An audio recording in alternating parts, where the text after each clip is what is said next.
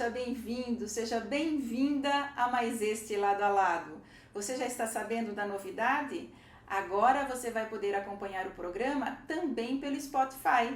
Isso mesmo, vai poder ouvir as entrevistas enquanto está no carro, ou enquanto caminha ao ar livre, ou mesmo na academia enquanto pratica os exercícios físicos. Não é uma boa notícia? Lado a Lado, agora também no Spotify. E vamos então ao meu entrevistado de hoje.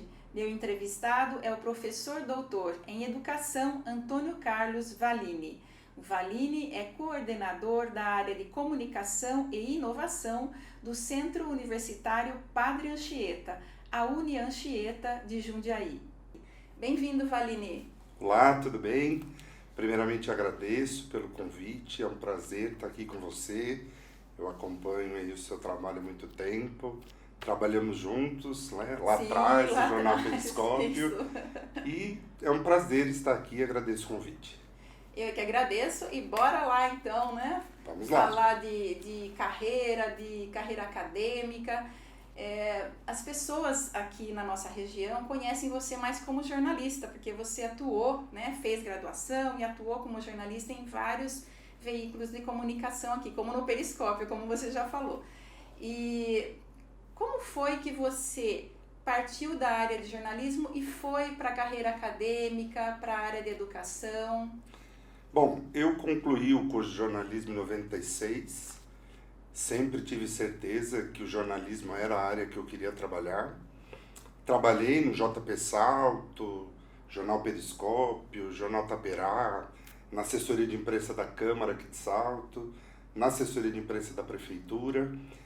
E nesse período, nós tivemos em Salto a instalação da Faculdade Santana e eu recebi um convite para dar aulas de comunicação empresarial na faculdade.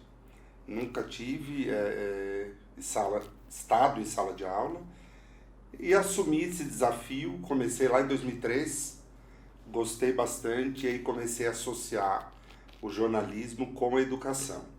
Até aí um pouquinho 2008, que eu começo a estudar um pouco a educação.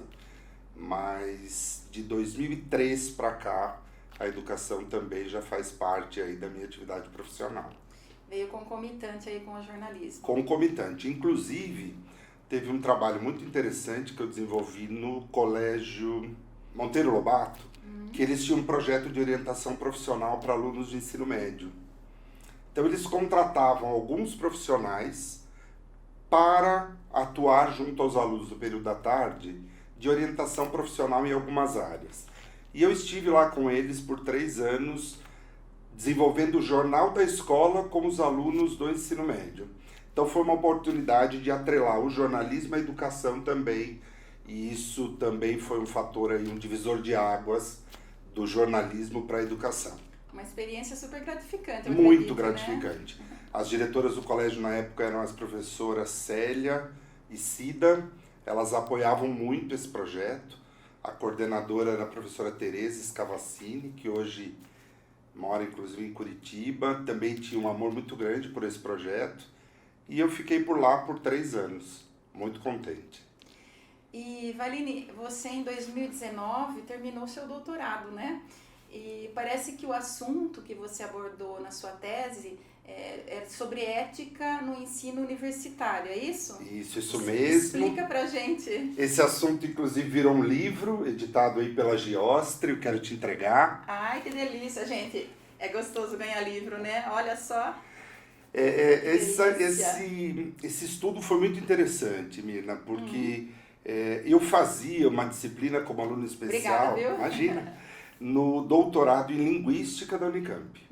Eu era aluno especial do doutorado. E aí eu estive, por ocasião de um congresso de educação em Minas, e durante o voo eu estava sentado ao lado de um professor que eu não conhecia, e nós tivemos um problema, o voo desceria em Uberaba e foi descer só em Uberlândia por causa de chuva, e esse professor virou para mim e falou assim: você sabe quanto tempo eu levo para voltar para Uberaba? Porque eram tipo 3 horas da tarde e o congresso começava às 7. Eu estava representando o patrocinador e ele era o palestrante, mas nós não nos conhecíamos. Olha só. E aí nós voltamos num táxi de Uberlândia para Uberaba, conversando, e eu não conhecia, ele se apresentou, perguntou o que eu fazia, eu disse para ele que eu atualmente, né, estava no doutorado em Linguística da Unicamp como aluno convidado, e aí ele me perguntou, mas por que você não faz doutorado em Educação? Eu falei, olha, professor, seria uma honra, né? Mas conseguir uma vaga no doutorado em Educação da Unicamp não é para poucos, né? Aí ele falou, olha, eu sou o professor César Nunes, sou coordenador de um grupo de pesquisa na Educação da Unicamp, e se você quiser ser aluno especial da minha disciplina, vai ser um prazer, e a partir daí o desafio fica por sua conta. Quer dizer que o destino às vezes Pois faz é, acontecer, pois é. né? E aí isso foi no meio de ano, acho que era agosto ou setembro, eu já me inscrevi em outubro, novembro para a disciplina dele como aluno especial. No ano seguinte eu fiz como aluno especial o ano inteiro, 2 disciplinas, o primeiro e o segundo. E aí já fiz o processo seletivo em 2015 e ingressei em 16 no doutorado em Educação, que eu terminei em 19, orientado aí pelo professor César Nunes. E como é que foi esse trabalho aqui, sua pesquisa? Então, quando a gente começou a conversar, o professor César é uma pessoa muito encantada com a humanização na educação, tem aí uma carreira muito brilhante em todas as cidades brasileiras e trabalha sobre ética e o ensino da ética, né? E quando eu contei um pouquinho para ele da minha experiência com o ensino superior, ele falou, Valine, por que a gente não estuda o ensino da ética no ensino superior? E aí a gente começou a pensar nas hipóteses, no projeto de pesquisa, enfim, e aí definimos então que trabalharíamos a ética e o ensino da ética no ensino superior brasileiro. E tínhamos algumas intenções de pesquisar 2, 3, 4 universidades públicas grandes, mas o ponto de partida era a oferta da disciplina de ética nos cursos superiores, o que a gente não encontrou. Então, um grande número de universidades já não oferta mais a disciplina de ética na matriz curricular dos cursos superiores. Por quê? Com a chegada do ensino à distância, as faculdades tiveram que baratear as suas mensalidades para se tornarem concorrentes do EAD.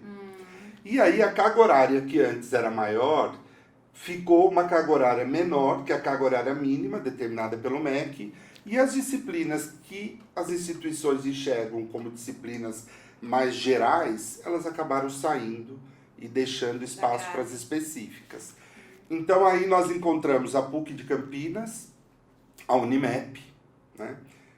A PUC de São Paulo, a Unesp e a USP, foram as universidades que nós pesquisamos, e a intenção era avaliar as matrizes curriculares dos cursos superiores para verificar o que se ensina como ética, quais são os autores que se buscam nesses planos de ensino e quem são os professores das disciplinas de ética. Por quê? Porque, conversando com o professor César, o que a gente chegou à conclusão? De que o grande problema do ensino da ética está... Por quê? Porque o professor não tem conhecimento da ética. Então, falta um embasamento filosófico que pode vir lá do ensino fundamental, do ensino médio. Nós temos em Indaiatuba, por exemplo, que oferece para as crianças de fundamental a disciplina de filosofia. Né? Então, não tem como ensinar ética sem embasamento filosófico. E aí a gente começa a entender que ética na medicina discute-se aspectos ligados à atuação profissional, e não enquanto princípio, valores. Ética no jornalismo discute-se profissionalização. Então a gente não tem no ensino da ética. E quem é que dá aula na medicina? Um médico. Quem é que dá aula no jornalismo? O jornalista, e não o filósofo, o sociólogo. Então aí o que nós encontramos foi esse cenário, né, nas universidades, nas poucas que a disciplina era ofertada, e trouxemos aí no finalzinho do estudo, né, nas considerações finais, uma proposta do que seria o ensino da ética nas universidades, no ensino superior, e linkando um pouquinho com direitos humanos, que vai ser aí o foco da continuidade do estudo do doutorado. Ivaline, explica melhor qual a diferença entre ética e moral e por que é importante o ensino da ética, tanto no ensino universitário, como até antes, né? Então, Mina, isso é uma confusão muito comum, né? Uma troca, a palavra ética usada no lugar de moral com muita facilidade. A gente tem a ética que surge aí numa construção dos grupos sociais e, portanto, ela acompanha a dinâmica da sociedade. A moral, ela é extremamente prática. Então, nós temos não matar, não roubar como condutas morais. E respeitar o bem do próximo, respeitar a vida alheia como condutas éticas. Então nós temos aí a ética como construção do valor para orientar uma prática moral. Né? Por mais que elas estejam diretamente ligadas, elas são muito distintas. E qual a importância de estudarmos, né, a ética? Quanto antes, melhor, porque se nós estamos falando de sentimento, de construção de valor que orienta uma conduta moral, quanto antes isso acontece, mais completo esse ser humano chega na fase adulta. É possível ensinar a ética? Sim, é possível.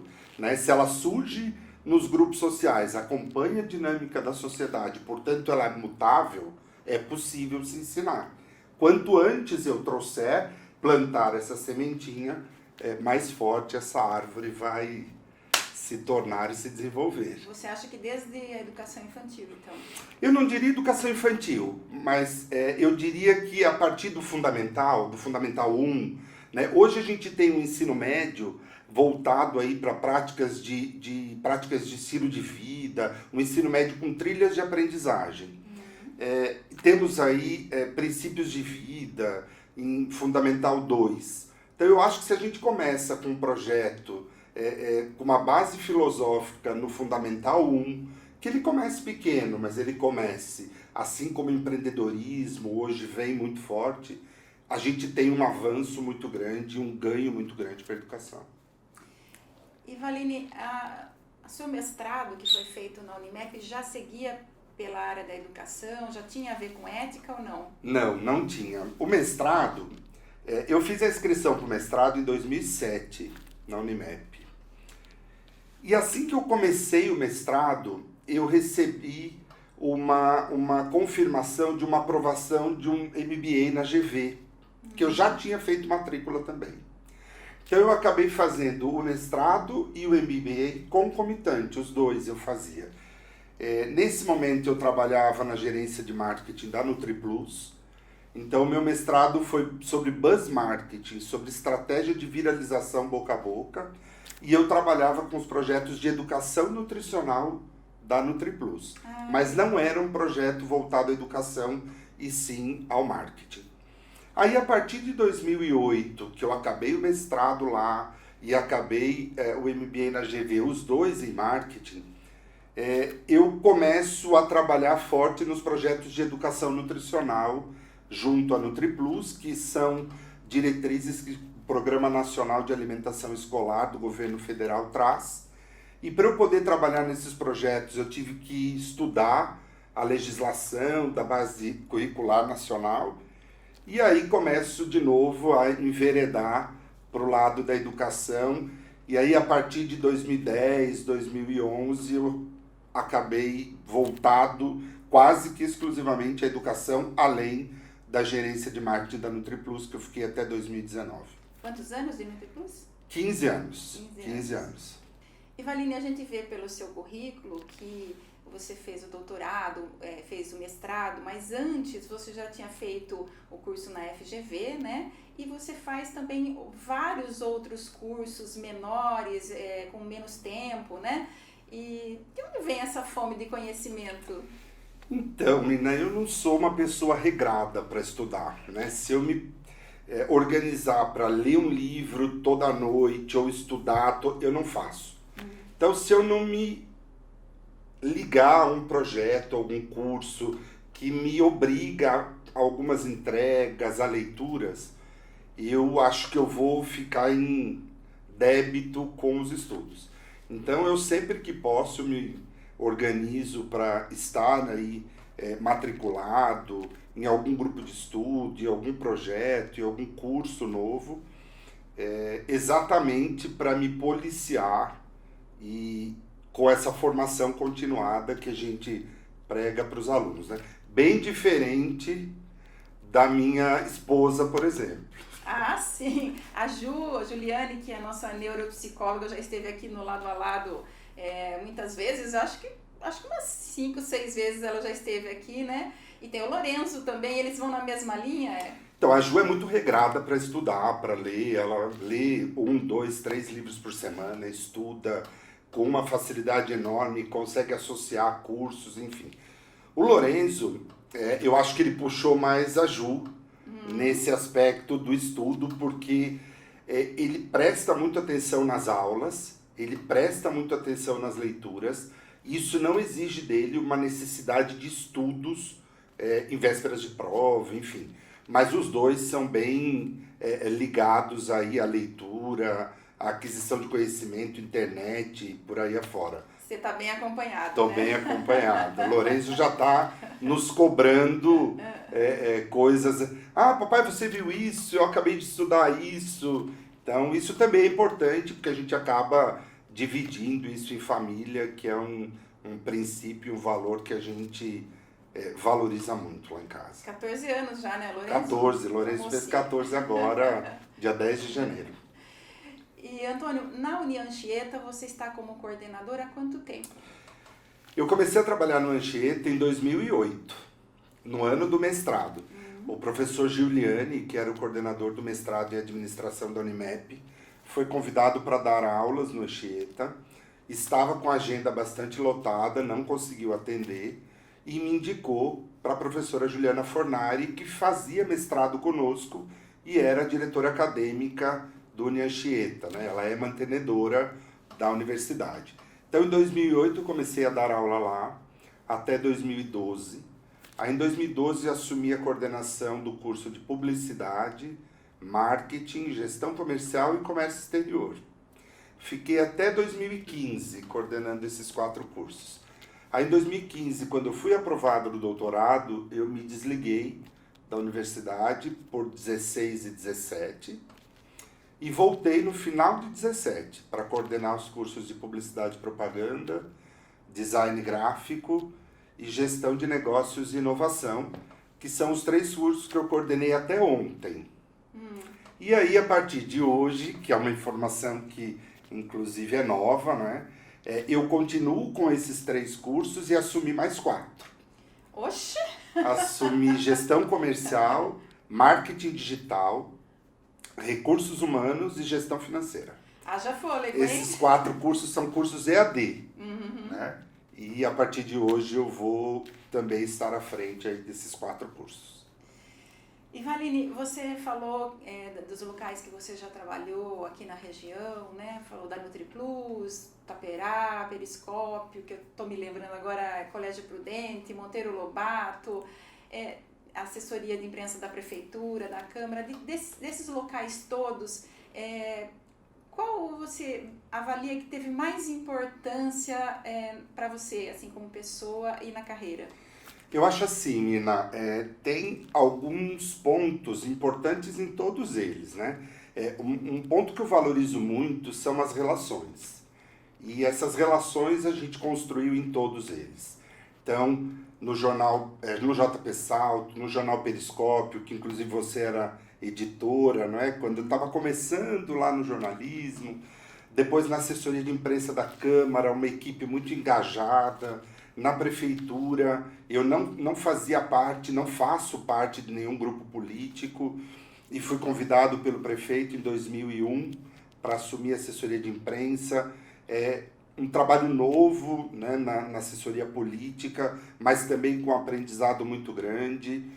Aí o jornal Periscópio, o jornal Taperá, não é um aprendizado com Walter que a gente não pode deixar de citar essa amizade, esse aprendizado mesmo com ele, com toda a equipe, com o Valdir, com o Eloy, Valtinho, o Rati, que também trabalhava na época, né? No Colégio Prudente, na época da professora Sueli, da Eli, Nilcimar, que está na direção ainda hoje, no Monteiro Lobato, que eu já comentei, e aí nas faculdades, tanto na Faculdade Santana, né, o professor Marco Antônio, que era o diretor, e hoje é o diretor do Colégio Bilíngue em Itu, e a Faculdade Anchieta, onde eu estou, que também é uma equipe que as relações, para mim, são, de fato, é o que importa e é o que fica de todo esse aprendizado. E, Antônio, parece que foi durante a pandemia que você assumiu uma cadeira na Academia Saltense de Letras, a ASLE, né? Foi. Olha que delícia! Conta pra gente dessa emoção. Foi sim, foi um convite que eu recebi da Ana Osta. Ana era presidente na época, e são coisas muito interessantes, né? Eu sempre fui muito amigo do Fábio, que é irmão da Ana, frequentava a casa deles, e a Ana trabalhava fora. Então tinha assim, na figura da Ana, o Fábio dizia, nossa, Ana... Então a gente endeusava a Ana, né? E aí depois, em outros momentos, também eu retomei esse contato com ela, por conta do lançamento do livro que ela fez em Salto. E aí em 2019 eu recebi um convite da Ana, que é a minha madrinha na academia, para ingressar na academia. Ocupei a cadeira J. Silvestre, que era ocupada pelo Genésio. Que também tem um ponto muito interessante, que eu, quando estava no colégio, no Externato Sagrada Família, e estava na primeira série do Fundamental, tinha 8 anos, era muito comum aqueles teatros, né, da fundação da escola, e o Valdereza, Ana Perazzo, Marli Fabre, enfim, eles organizaram um teatro da primeira turma da escola quando foi fundada em Salto. E eu fui o Genésio nesse teatro. O Genésio Milhões? Eu fui o Genésio. E aí, quando eles me convidaram, até no meu discurso de posse, que foi virtual, né, foi durante a pandemia, eu até trouxe essa lembrança, porque a minha dificuldade naquele momento era o sobrenome dele, porque a gente tinha que responder a chamada, né, na sala de aula, a gente usava uma batinha branca, que era o uniforme da época, e a gente tinha que levantar a mão e dizer Genésio Migliori. E eu não conseguia pronunciar.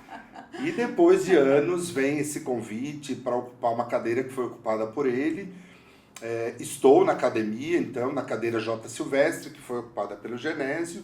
E hoje integro a diretoria da academia, que está sob a presidência da Anitta e a vice-presidência da Marilena Matiusi. E parece que vocês já estão preparando aí a Semana Cultural Ettore Liberalesso? Já estamos. A semana vai acontecer de 30 de março a 1º de abril.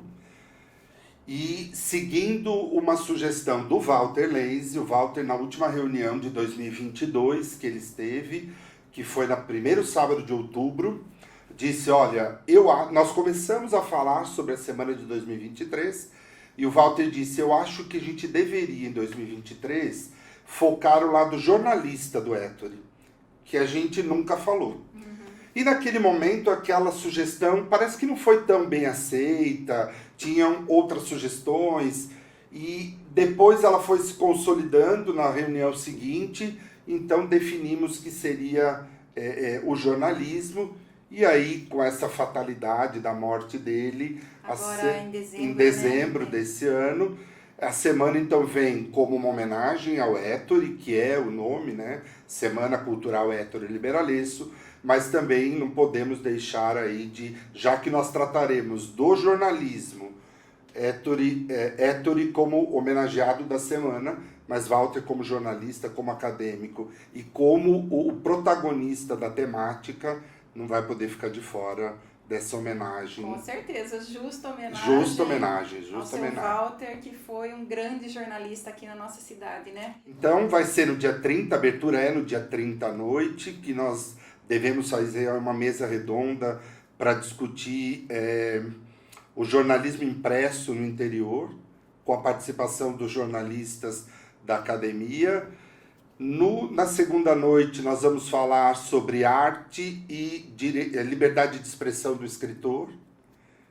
E na terceira noite, nós vamos falar sobre sujeito de palavra, que é um jornalista de Campinas, o professor doutor Fabiano Ormanese, que virá para falar um pouquinho com a gente sobre biografias e sobre essa terminologia que ele criou no doutorado enquanto estudante de sujeito de palavra, que é uma prática que a gente usa, né?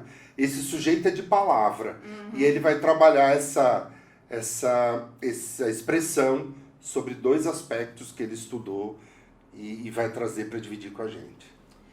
E Valine, pelo que eu percebo, né, de você e da forma como eu te vejo, é estudar sempre, né? Estudar sempre. E parece que está continuando, vem novidade por aí. Vem novidade. Vem pós-doc? Vem pós-doc. Eu recebi o convite em agosto do ano passado. Vou trabalhar Direitos Humanos e Escola Socialmente Justa. Só que aí me faltava um pouco do conhecimento do direito. Então, eu fui aprovado no pós-doc em setembro. E aí agora, dia 22 de fevereiro, eu começo uma graduação em Direito. Já estou fazendo um curso para iniciantes com o professor Romeu Bicalho. Estou meio... Olha, haja fôlego, viu? Estou perdido meio, mas estou gostando.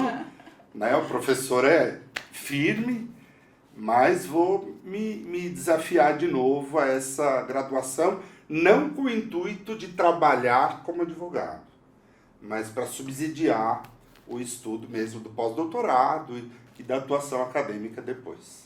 Então agora pós-doc e graduação em Direito. Pós-doc e graduação em Direito. E Valine, quem quiser encontrar o seu livro para comprar, para saber mais sobre esse estudo que você fez... O livro foi lançado pela editora Giostre, né? A editora tem um comércio eletrônico próprio, o livro está à venda na editora.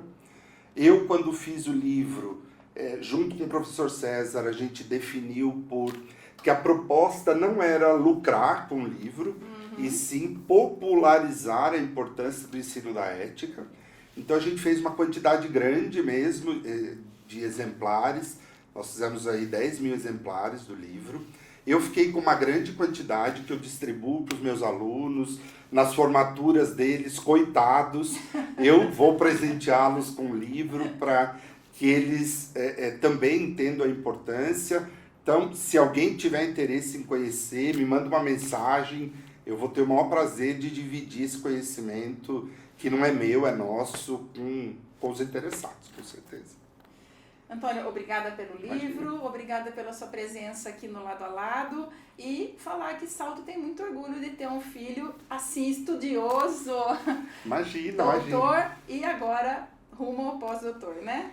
Eu agradeço o convite, menina, agradeço demais, a recíproca é verdadeira, eu acho que a gente comenta, seja na academia, seja junto aí aos grupos de jornalistas, o quão precioso é o seu texto, o seu trabalho, primoroso mesmo. Então eu acho que é recíproco, né?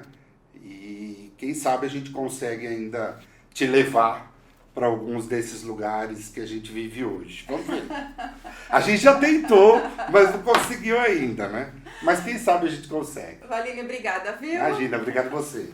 E obrigada a você que acompanhou Lado a Lado aqui pelo YouTube. Não se esqueça, agora também pelo Spotify. Sexta-feira que vem eu tô de volta. Beijo no seu coração e até lá.